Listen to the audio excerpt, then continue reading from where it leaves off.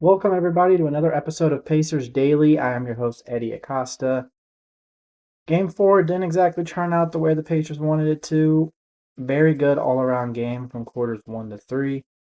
Fourth quarter hits, everything just goes downhill. Got a taste of our own medicine. But there's a lot that we're going to have to really step up on if we want to win Game 5 in Oklahoma. And it all starts with the free throws. No excuse to be missing as many free throws as the Pacers did, especially in the fourth quarter. Bennedict Mathurin had the chance to cut the lead to two, missed almost every free throw that he shot in that fourth quarter. He missed three straight, which we have seen some crazy things happen when teams miss four straight free throws. When the Nick Anderson missed against the Bulls to prevent the Bulls from going to the finals, missed four straight. All he had to do was make one, missed all four. Missed free throws are a killer, and it killed the Pacers pretty well. Thunder were hitting it. The Thunder were on their game. That fourth quarter was a full blowout. It looked like our fourth quarter against them in game three. It was just from start to finish that fourth quarter, the Thunder had our number, and it looked like we didn't want to win. So we just gotta make sure that when we get to that free throw line, which is not a lot, we saw the disparity a little bit. We need to hit those shots because the Thunder are going to kill us from the free throw line if we let them just get better than us on that. So we really just got to make sure that the Pacers know what they're getting into, and they're going to be in Oklahoma. We've already won a game in Oklahoma. So it's just pretty much just make sure that when they get on the line and they're not hitting, because there's been some times where they've missed a few. Saw Caruso missed a few. Same with Shea. Shea normally doesn't miss free throws, but he missed a couple. But it's just really important that the Pacers need to step up their game. And that also leads me into making sure you're more consistent. And so you can't play three quarters. The Pacers know this is a 48-minute game. Pacers have played multiple games where they've played all 48 minutes and the other team stopped playing by like 45th, 46 because they thought, oh, we got a lead. This isn't going to affect us anyway. But affected the Pacers, and Thunder got on the run, and they just 12-1 run at the end of the game. Are you serious right now? That is not a Pacer way. So for today's game, it's got to be all maintain that consistency, maintain that fire, everything. You just got to make sure from start to finish you are playing the same game. Unless you start out slow and then you continue to get better. That's the only way. You can't start out strong and slow because as important as the first three quarters are, the fourth quarter is the most important. Whatever you do in the fourth quarter dictates the game. And whether you get on that comeback or you're already winning the game and just continue to win, Pacers have to make sure that they, from start to finish against this Thunder team, it's just all out Pacer domination that they need to dominate in this game so they can come out on top and then hopefully finish the series in game six.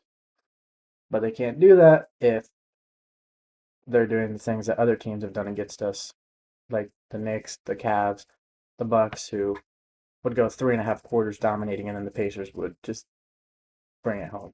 No, from start to finish, yeah, we got that game one finish, which we did not play well until the fourth quarter. But that's not a thing that the Thunder are going to let us do, because the Thunder are the best team we have gone up against. We got to stay consistent throughout the whole entire game. And one way we do that, look, I'm not gonna act like this is fully the Pacers' fault. Like, don't get me wrong, we did foul a lot. But there was also some crazy calls. And we all know Scott the Extender Foster. We all know he wants the series. He wants to be the game. But it's just, we got to make sure that we keep our hands up and actually defend without fouling. And we have some really good players to do that. But there's also some times where we just hack them when we really shouldn't be. Obviously, yeah, you want them to earn it from the free throw line rather than just getting a free layup or a free dunk.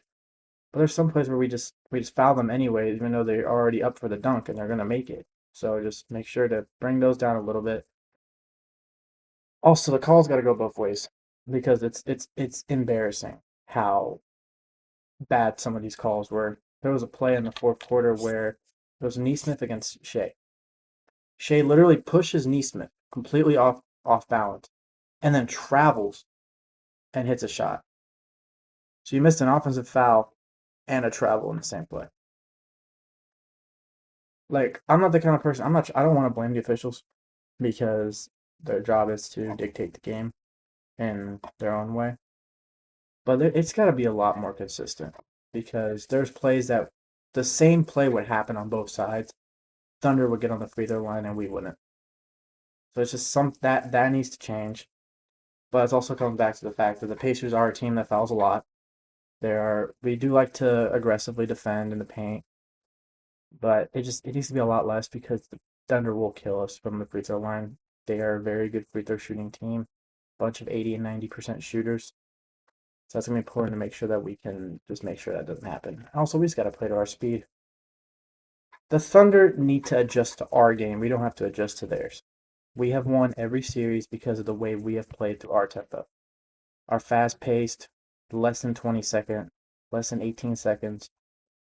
But the problem is because of how Halliburton, how Nemhard, how everyone's being defended, it's a little harder. But the problem is we're trying to dribble too much. This is a team that had two all defensive team players. They had Lou Dort and Jalen Williams. If Chet wasn't injured, he could have also been an all defensive team because he's a heck of a defender. We don't know how Isaiah Hartenstein is around the perimeter. And even Shea. Shea's a decent defender. They don't really have any bad defenders on that team because Caruso's been an all defensive team multiple times in his career. Case and Wall is one of the best young defenders in the league. Isaiah Joe and Wiggins, they're all right defenders. Nothing crazy, nothing stands out. But Jalen Williams, he's also a pretty good defender. So there's a lot of players on that team that can guard 90 feet. So if you just got to make sure that you run your game, that transition game's got to be better. This transition that games that we saw against the Knicks have to be the same against the Thunder. We bring up that transition, we get more points off turnovers, we commit more turnovers, then we can just continue to play our game. Because the truth is, Pacers have everything they need to win this series, to win the championship. They just got to show it. Pacers have yet to actually play a Pacer game. Series is 2-2. And the Pacers have yet to actually play a game where they're just hitting every shot, where they're just dominant on the offensive and defensive end. They have yet to fully show who they actually could be. Game 4 and Game 6 against the Knicks, those were two of the most Pacer games ever. The way they just started from start to finish was just very well. Game 4 of the Cavs series, we were up by 41 at halftime. Pacer game right there. Game 1 against the Bucks was a Pacer game. They just, from start to finish, just dominated. A Pacer game is when it's just magnet ball. And they can spread the ball out. They can get to the free throw line. They can hit a bunch of threes. We have yet to really shoot well from three at all, and we are the best three-point shooting team left in the playoffs.